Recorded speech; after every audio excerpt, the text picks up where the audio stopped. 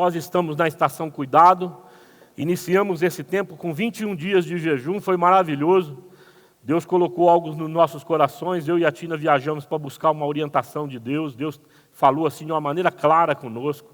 Ou seja, Deus tem falado. Eu cheguei na igreja, eu não sei se foi ontem que a Tina me disse, uma irmã teve um sonho, me contou um sonho muito bacana, não vou contar para vocês.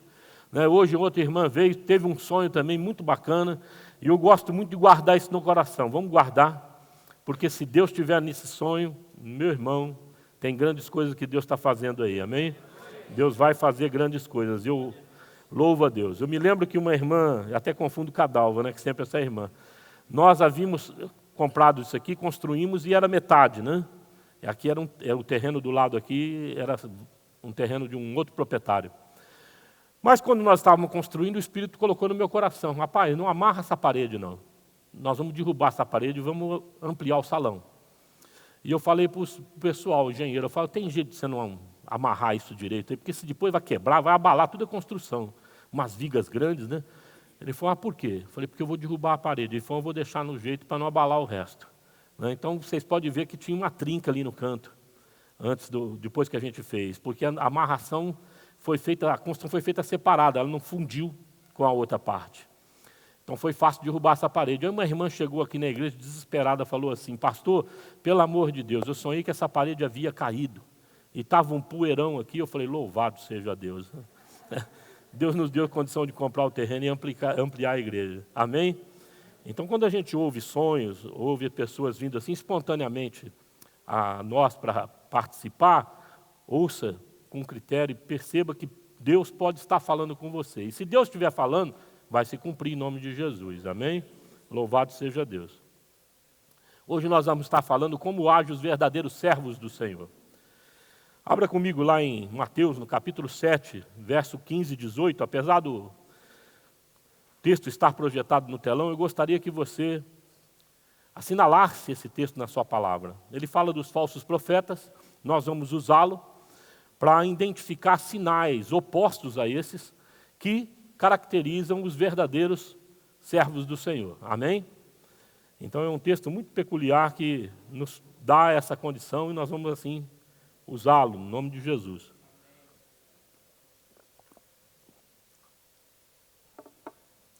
Todos acharam? Cuidado com os falsos profetas, eles vêm a vocês vestidos de peles de ovelhas, mas por dentro são lobos devoradores. Vocês os reconhecerão por seus frutos. Pode alguém colher uvas de um espinheiro ou figos de ervas daninhas? Semelhantemente, toda árvore boa dá frutos bons, mas a árvore ruim dá frutos ruins. A árvore boa não pode dar frutos ruins, nem a árvore ruim pode dar frutos bons. Nós vamos utilizar esse texto, como eu disse para vocês, para identificar como agem os verdadeiros servos do Senhor. Não identificarmos os falsos, nós não precisamos disso. Nós trabalhamos muito tempo com o pastor Lou, missionário Lou. Ele ficou conosco 17 anos aproximadamente, E ele dizia assim, a melhor maneira de você identificar um dólar falso é você conhecer o verdadeiro. Se você conhecer bem o verdadeiro, você vai identificar o falso. Isso é um princípio que nós aplicamos para a palavra. É conhecer bem a palavra que logo você identifica o que é o inverso dela, o que é falso. Assim também para com aqueles que servem a Deus ou dizem que servem a Deus. Nós temos na palavra de Deus um povo que vai chegar lá na eternidade e vai dizer para o Senhor, Pai, nós expulsamos o demônio, curamos enfermos, e o Senhor vai responder para eles, olha, apartai-vos de mim que eu não vos conheço. Então, há a possibilidade de ter muita gente fazendo aí essa obra, sendo identificada como homens de Deus, mas na verdade não são. Então, hoje nós vamos estar passando para vocês 3 princípios fundamentais que eu penso que faz parte de todo servo do Senhor. O primeiro deles, eles serve intrinsecamente a Deus. E nós, para falarmos disso, precisamos lá em 1 Samuel, no capítulo 17, verso 34 ao 36, que fala do rei Davi. Diz assim o texto, Davi, entretanto, disse a Saul, teu servo toma conta das ovelhas do seu pai. Quando aparece um leão ou um urso e leva uma ovelha do rebanho, eu vou atrás dele, atingindo com golpes e livro a ovelha da sua boca. Quando se vira contra mim, eu o pego pela juba, atinjo com golpes até matá-lo. Teu servo é capaz de matar tanto um leão quanto um urso. Esse filisteu incircunciso será como um deles, pois desafiou o Deus vivo. Amém, irmãos? Primeira coisa que nós vamos identificar em Davi é que esse homem já servia a Deus, olhando as ovelhas do seu pai, como uma extensão de algo que ele fazia para o Senhor no seu íntimo. Porque a Bíblia fala que ele lá no pasto, olhando as ovelhas, ele já era um adorador do Senhor. Amém? E amados, nós precisamos ser despertados para essa verdade, porque ela está repleta na palavra de Deus de exemplos. Você vai, por exemplo, ver o testemunho de Ana, mulher de Eucana. Essa mulher não podia ter filhos e ela no seu íntimo sofria demais. E ela orando a Deus ali, né, no templo, o profeta Eli vê o desespero daquela mulher, acha que ela está bêbada, dá uma dura nela, e depois ele vem a constatar que aquela mulher de fato estava pedindo um favor do Senhor, que era ter um filho. Então no íntimo dela Deus viu aquilo e o profeta vai e que Deus cumpra aquilo que você tem buscado. E ela então fica grávida de Samuel. É esse mesmo Samuel que vai ungir Davi na casa de Jessé. Amados, Deus identifica pessoas que o buscam verdadeiramente no seu íntimo, que o servem intrinsecamente a partir do seu coração, não a partir daquilo que está pedido, ou estampado, ou na escala, ou então colocado como um apelo. Mas são pessoas que estão disponíveis no sentido de desejarem se envolver genuinamente com aquilo que Deus está fazendo, com aquilo que Deus está movendo. Amém, irmãos? Davi é um exemplo claro disso. Deus o vê cuidando das ovelhas e vê que esse homem leva a sua responsabilidade ao extremo, colocando a sua vida em perigo. Não leva em conta o tamanho do desafio, pois crê que Deus é com ele. Porque é assim que ele se apresenta ao rei Saul, quando Golias começa a desafiar os exércitos do Senhor. Ele fala, foi assim com o leão, é assim com o urso, vai ser assim com esse gigante. Ou seja, quando Deus identifica que você o serve, a partir do seu mundo interior, do seu íntimo, grandes coisas Deus vai separando para que você seja projetado à frente delas. Porque Ele precisa de homens que confiem de fato e verdadeiramente nos seus desígnios, nos seus direcionamentos, nas suas providências, no cuidado que Ele tem para com a nossa vida, amado. Imagine você, um jovem cuidando de ovelha, ser surpreendido. Depois que o pai dele chamou todos os filhos e colocou na frente de Jessé. Tem mais alguém aqui? Tem um pirralho que cuida lá do estábulo. Ele cuida de limpar lá o esterco das ovelhas e cuida das ovelhas. Era o pior serviço para o caçula fazer. Aí vem aquele pirralho, né, nos olhos dos outros, das pessoas, mas nos olhos de Deus, era o rei de Israel. Deus tinha um projeto extraordinário para a vida daquele homem. A caminhada dele não foi fácil, mas Davi nunca perdeu na sua essência ser um adorador de Deus. Aleluia. Lá em João, no capítulo 4, especificamente no verso 23, nós vamos encontrar, no contexto anterior, um bate-papo de Jesus com a mulher samaritana. E elas estão ali no poço, batendo um papo, e ela pergunta para ele, olha, o seu povo fala que nós temos que adorar em Jerusalém, o nosso aqui. Ele fala, mulher, nós adoramos quem conhecemos, porque a salvação vem dos judeus. Vocês adoram aqueles que vocês não conhecem. Olha, vocês não vão adorar nem aqui nem lá. Porque está chegando o tempo, e esse tempo já chegou, em que Deus procura adoradores que o adorem, em espírito e em verdade. Amado, não é porque serve na igreja em tal função, ou tal cargo, ou tal isso, ou tal aquilo, ou faz isso ou aquilo para Deus. Deus não leva essas coisas em conta, Ele leva o que antecede o servir. O antecede ao seu agir em relação a Ele. Está dentro do teu coração. É um desejo latente na sua alma de ter uma amizade próxima de Deus, de servir a Deus em qualquer área, em qualquer tempo, de qualquer maneira. Se Deus encontra um coração assim, amados, Ele usa. Ele levanta, Ele exalta, porque Ele precisa de homens que o adorem em espírito e em verdade. independente de circunstância, independente de reconhecimento. Davi era um homem assim. Há instruções claras na palavra de Deus que nos faz prestar melhor atenção nessa questão de servir a Deus no íntimo, sem levar em conta o reconhecimento das pessoas, mas tão somente a vontade de Deus e o estar na presença de Deus.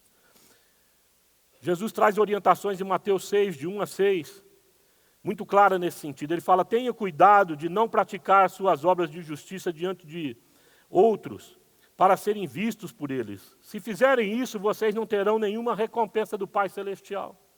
Quando há esse tipo de inclinação no nosso coração, nós recebemos reconhecimento do outro, mas de Deus não. Deus não aprova isso. Quando há um cerco, Tina falou que a Raquel vai falar sobre quebrando muros de proteção, e é uma proposta muito interessante, porque de fato a gente faz muro de proteção para tentar proteger aquilo que nós fazemos para Deus às vezes. É um absurdo. Nós precisamos não ter cerca, não ter muro nenhum, para que outros sejam agregados dentro desse processo e possa cooperar com aquilo que está sendo feito. Amém, irmãos? Com aquilo que Deus nos pede para fazer. Porque com certeza há pessoas também interessadas nesse processo.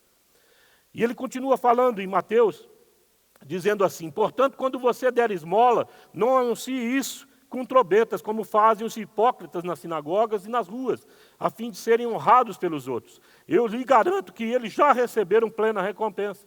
Mas quando vocês derem esmola, que a sua mão esquerda não saiba o que está fazendo a direita, de forma que você preste a sua ajuda em segredo, e seu Pai, que vê o que é feito em segredo, o recompensará. E quando vocês orarem, não seja como os hipócritas, eles gostam de ficar orando em pé nas sinagogas e nas esquinas, a fim de serem vistos pelos outros. Eu lhes asseguro que eles já receberam sua plena recompensa. Então, a primeira orientação é obras de justiça. Amados, faça suas obras de justiça não para ser visto, como nós estamos fazendo na aba. Não é uma pessoa, não pode ser personificado isso.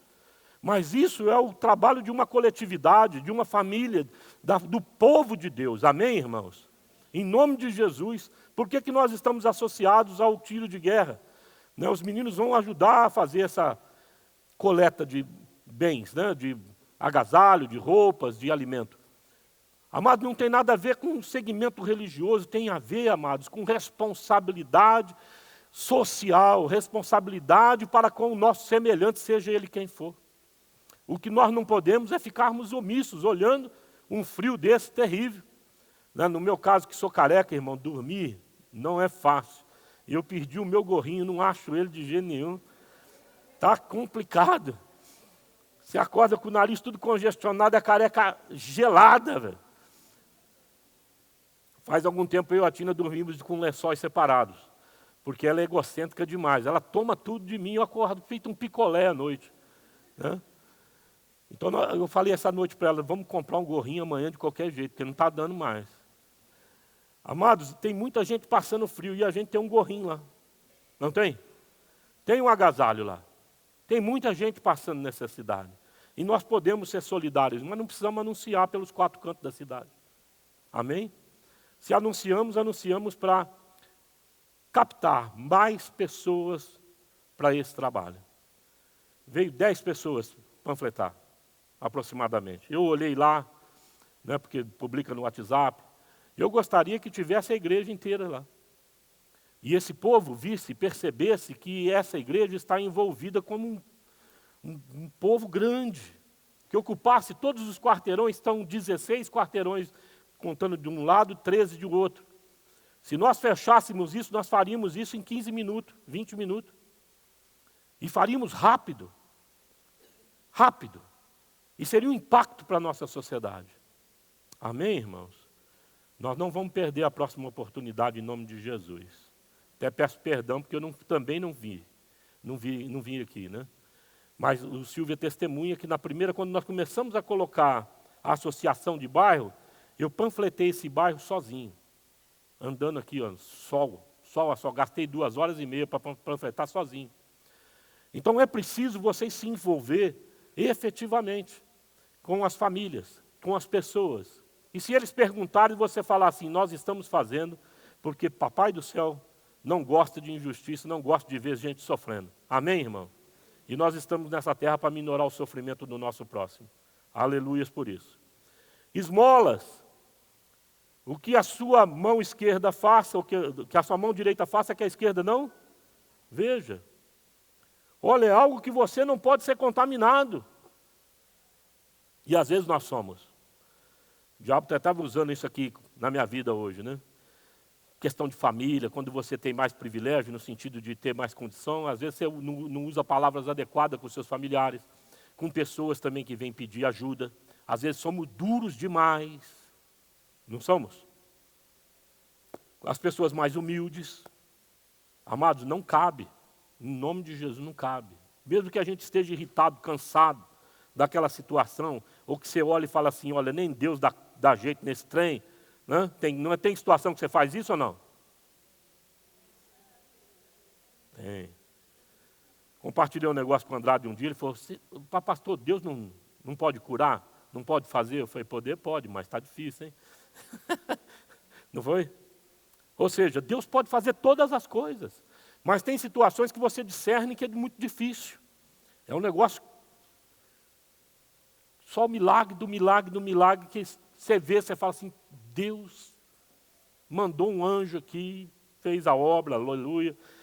Mas tem coisa que não dá, e tem coisa que a gente desiste. Então a palavra nessa questão aqui é você não se ensoberbecer, mesmo que você desacredite. Amado, faça como que, Senhor, é teu, o Senhor criou essa pessoa, essa situação, é impossível para mim, mas para o Senhor tudo é possível. Então, vai lá e amém. Amém? Entrega isso na mão de Deus. Aleluia, irmão. Porque senão a gente fica ficando contaminado. Eu e a Tina trabalhamos muito nas casas de pessoas. Havia famílias que nós simplesmente desistíamos, porque não aguentava mais aquela situação, ela não ia para lado nenhum. Até amadurecermos e percebermos que tem obra, amado, que você tem que dar uma recuada para deixar o Espírito Santo fazer a obra. Porque não é mais você que faz. Amém? Aliás, não é obra nenhuma que nós que fazemos, é? Tudo é o Espírito Santo. Tem coisa que a gente precisa se recuar para não se contaminar, para não ficar irritado, para não pecar. E entregar a causa na mão de Deus, faz um milagre. E Deus faz mesmo, em nome de Jesus. Questão de orações. Ore em seu quarto em secreto e teu Pai te recompensará. Amados, você servir a Deus intrinsecamente passa necessariamente por uma vida de oração. Se você não orar, como Paulo disse, sem cessar, você não vai conseguir, em nome de Jesus, eu vou tomar o celular, hein? Não vai conseguir, em nome de Jesus. Parece professor, né? Fica olhando. É ruim, porque perde a palavra de Deus, irmãos. Vocês não ouvem, o pastor Laércio está pregando, mas Deus está falando com vocês. Porque isso é a palavra de Deus. Aí depois você perde aquele toque que o Espírito dá, não cresce, não vai crescer nunca desse jeito. Até perdi o raciocínio aqui. Orações, obrigado, Samuel, obrigado. Orar sem cessar, irmãos, é andando pelo caminho, tentando discernir todas as coisas, olhar os seus relacionamentos e discerni-los a partir de Deus. Senhor, vai na frente, põe a tua mão, me dá sabedoria. Porque é muito difícil você encontrar ou andar nos mesmos passos que o Espírito Santo anda. Os caminhos dele é muito mais elevado do que os nossos. Os pensamentos dele não são os nossos. Isso está lá na palavra de Deus. Então é preciso se esforçar através da oração. Amém, irmãos? Quem ora no íntimo a Deus, que você que ora em língua, ora também. E no seu cotidiano, indo e vindo, amado, Deus vai falando com você, em toda e qualquer situação, em nome de Jesus. Mas essa oração sem cessar não pode te roubar o privilégio de você fazer aquela oração secreta.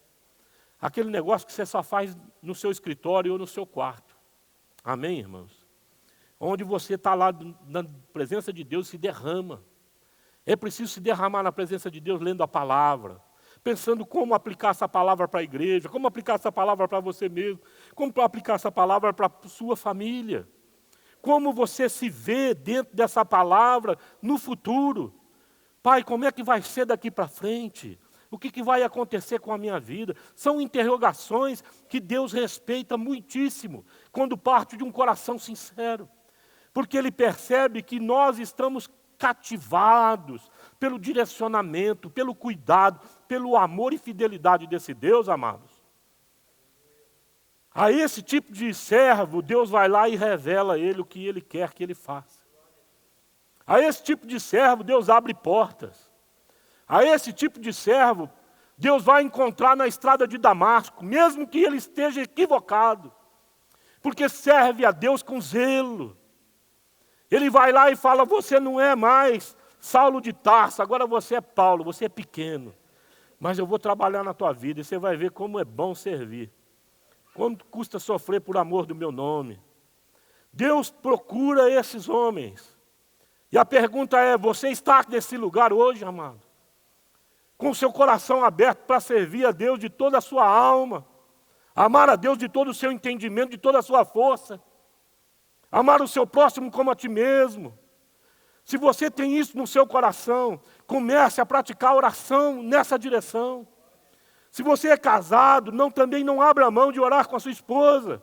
Há momentos de aflição na minha vida que eu pego na mão da minha esposa e falo: vamos orar comigo. Eu estou afligido, atormentado, atribulado. Eu não consigo dormir, eu não sei você.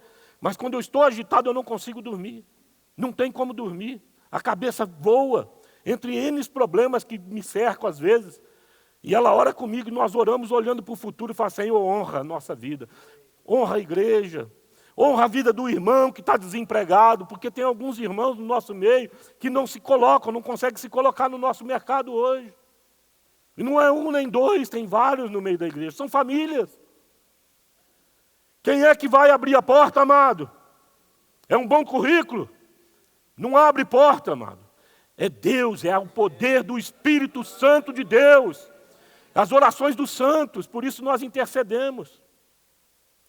Por isso nós temos que levar para casa isso como responsabilidade nossa. No nome de Jesus, amado. Os verdadeiros servos fazem qualquer tarefa com igual dedicação. O que quer que façam, os servos devem fazê-lo de todo coração. Rick Warren fala isso. É uma frase dele. E é fato. Deus se agrada quando nós fazemos, seja o que for, de todo o coração. Amém, amados? Com amor, com zelo. Tudo o que fizerem, façam de todo o coração, como para o Senhor, e não para homens. Colossenses 3, verso 23. Então, o primeiro ponto para gravar no teu coração é servir a Deus intrinsecamente, a partir da sua alma, do seu coração. Amém? O segundo, é estar sempre disposto a servir, é estar de prontidão. 2 Timóteo, capítulo 2, verso 4, vai dizer: nenhum soldado que se deixe envolver pelos negócios da vida civil, já que deseja agradar aquele que o alistou. Isso aqui eu falo com muita propriedade, eu fui policial. Então você sai da escala, ou cumpre a sua escala, está lá passando o plantão. Amado, tem hora que você não vai para casa, porque tem uma novidade. Tem uma greve, ele fala assim: você precisa dobrar. E aí você puxou. Das 18 às 6 da manhã, fica até às 18 horas novamente, o dia todo sem dormir. Tantas greves que a gente pegou assim. E a orientação é: vai para casa, descansa, mas não sai. Fica com o contato ligado, porque nós vamos precisar, e se precisar, vamos te ligar.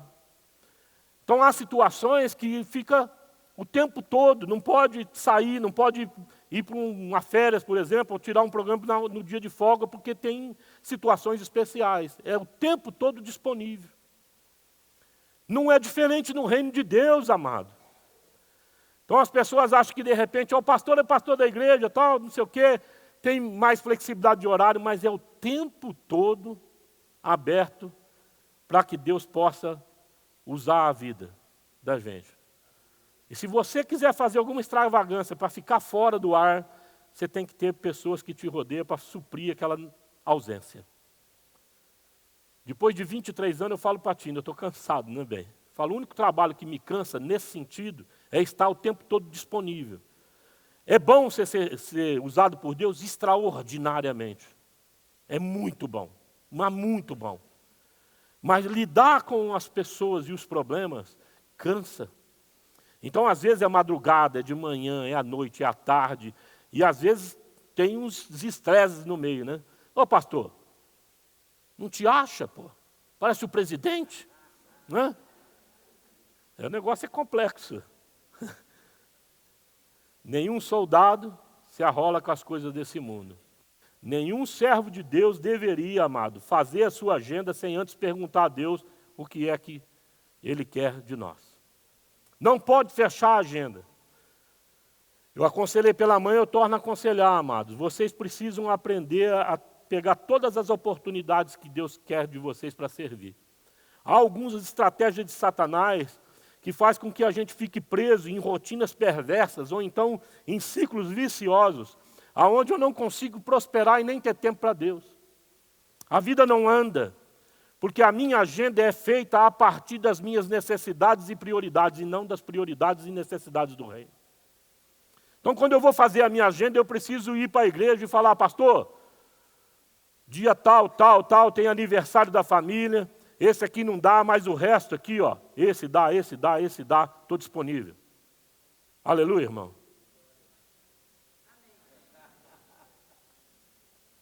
Vamos de novo? Dá uma segunda chance, Samuel? Quando vai fazer a agenda, você precisa pensar firmemente nisso. Seja lá o que for que você vai agendar, o que vem primeiro é a sua responsabilidade com o Papai do Céu. Amém? Quando ele encontra esse tipo de coração, esse tipo de atitude, acabou, irmão. Pode descansar. Porque o resto tudo na sua vida, ele vai cuidar. Vai fazer a coisa acontecer. Mas quando você inverte esse processo, e de uma maneira assim desapercebida, amados, você está dizendo ao mundo espiritual que as suas prioridades são mais importantes do que as de Deus. E o mundo espiritual lê isso e impede Deus agir na sua vida de modo poderoso, amado. Ele fica olhando para ver onde vai dar esse negócio. Estou te falando porque eu já vivi assim. No início do nosso casamento, eu trabalhava em 2 trabalhos. Eu trabalhei de 7, 8 ou 9 anos assim, direto.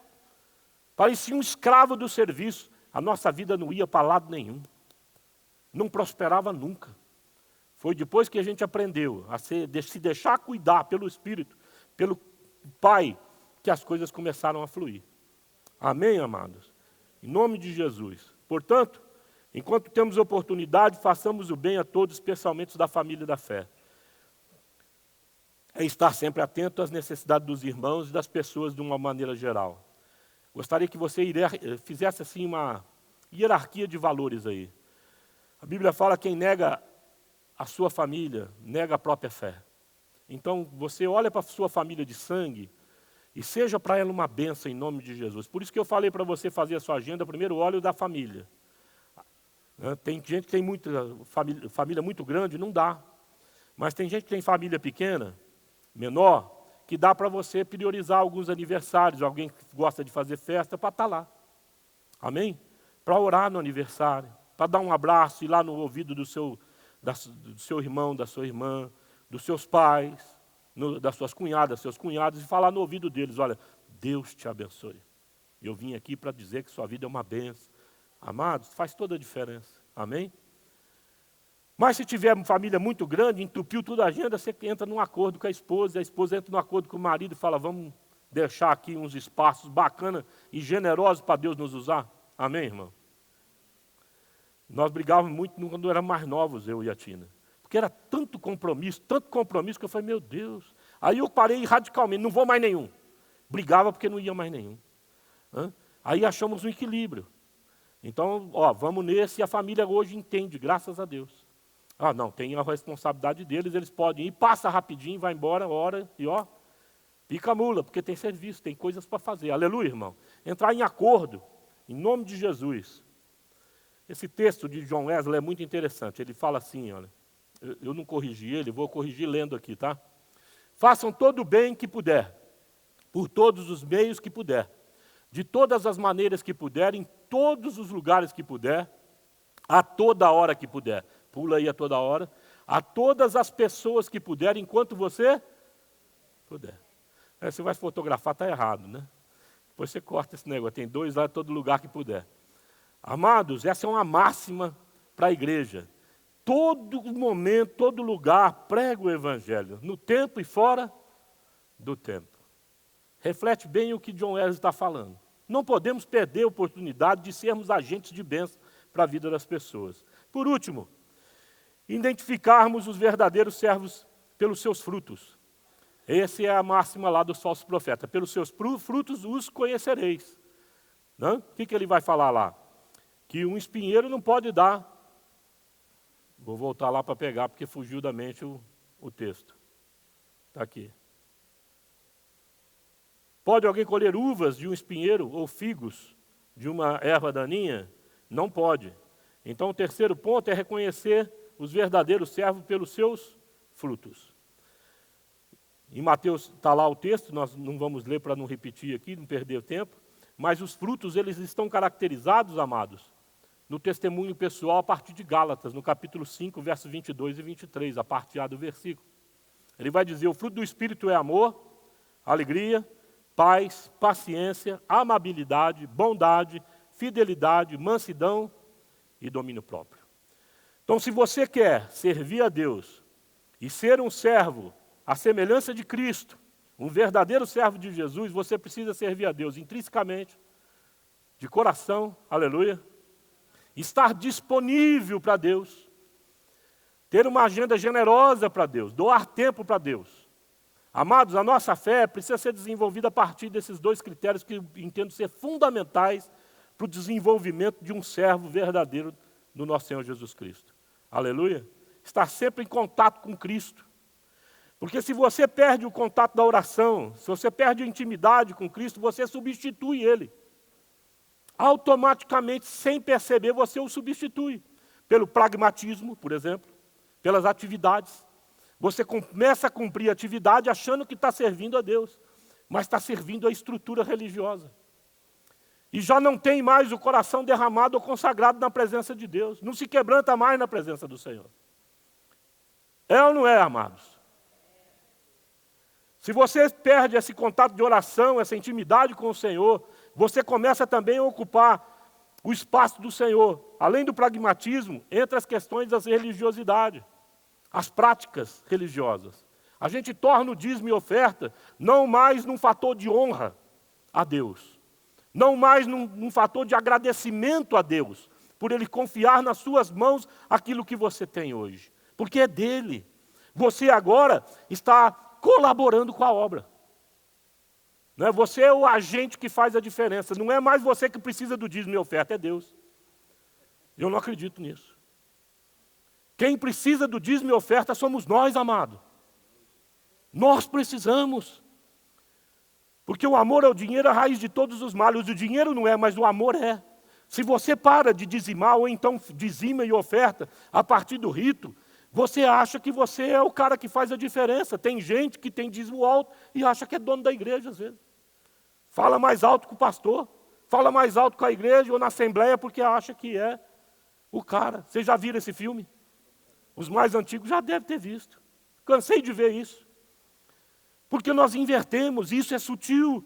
Satanás atua nessa área. Então eu preciso ver o dízimo e a oferta a partir da honra.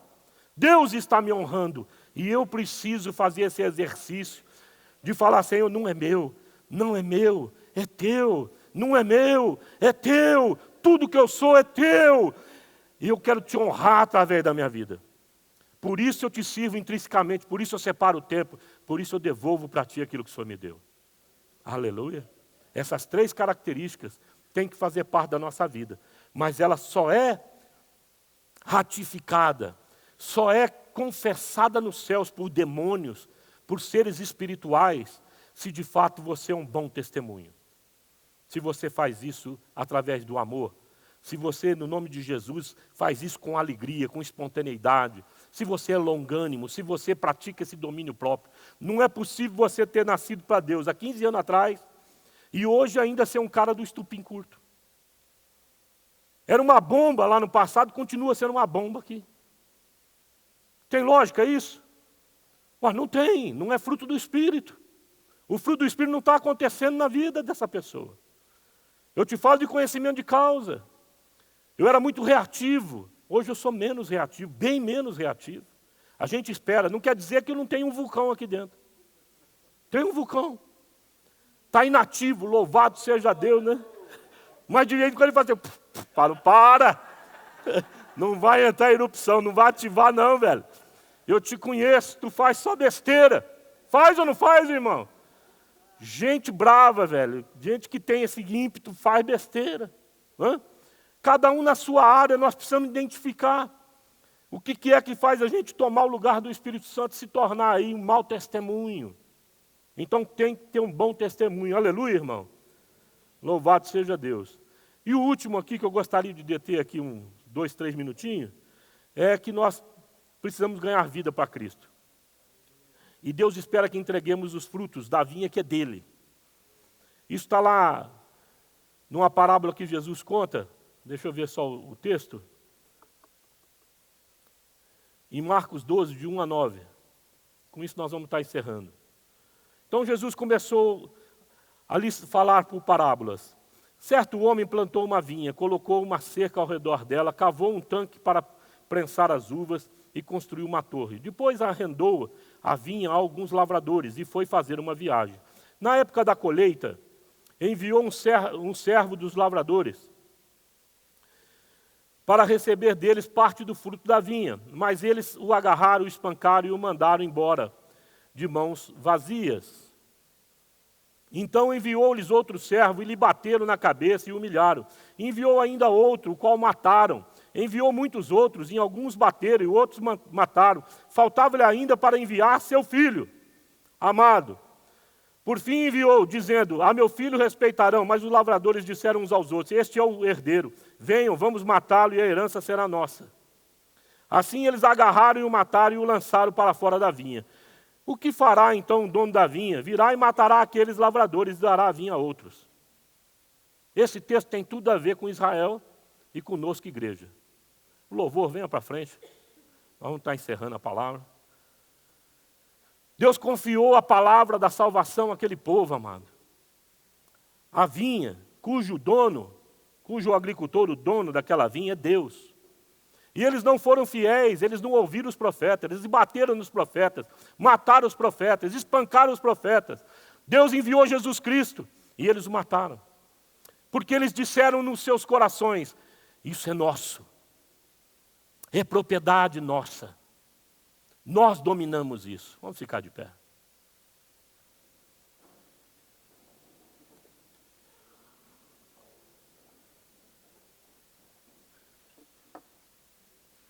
A quem pertence a nossa vida? Vamos repetir? A quem pertence a nossa vida? Deus. Nós somos de Deus, propriedade exclusiva de Deus. Aleluia. Nós não podemos tomar posse de nós mesmos. Não podemos determinar para nós os nossos próprios caminhos, amado. Nós precisamos abrir o nosso coração com todo amor, com todo entendimento e toda a nossa força e falar, Pai, eis-me aqui. Faz da minha vida o que o Senhor deseja. Aleluia. Deixa Deus fazer a sua vida frutificar. Não mate a palavra de Deus no teu coração. Não mate em nome de Jesus o agir do Espírito Santo na tua vida. Deus tem um chamado para você. Deus tem um propósito para cumprir na tua vida e você precisa estar disponível para Deus agir em você e a partir de você. Aqueles em Israel não atentaram para isso. Deus tirou dele o privilégio e deu a nós os gentios. A igreja hoje tem essa responsabilidade. Nós precisamos apresentar para Jesus daqui a pouco. E a trombeta vai tocar, amado. Vamos levar filhos espirituais na presença do Senhor.